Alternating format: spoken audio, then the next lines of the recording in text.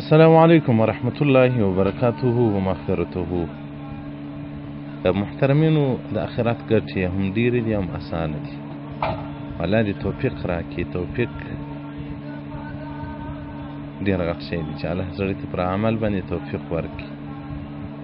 د معاذ بن انس څخه روایت هغه د خپل پلار څخه روایت ذکر کړی دی چې رسول الله صلی الله علیه وسلم برک وایي من لبس ثوبا که چا کپړې واغوستلی که نوي او که استعمالي کپړې وي چې دی اغوندي بیا دغه دعا وویل الحمدلله الذي کسانی هذا ورزقنيه من غیر حول مني ولا قوة.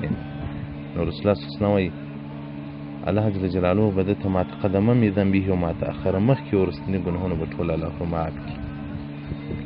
حدیث سنن ابي داود جلد 3 صفحه 310 کې روایت کړی کتاب اللباس الباب الاول.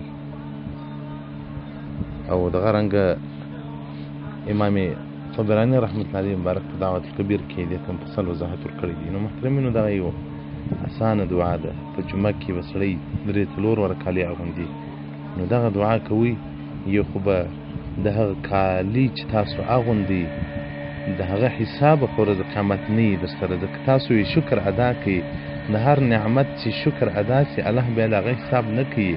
الحمد لله الذي كساني هذا ورزقنيه من غير حول مني ولا قوة.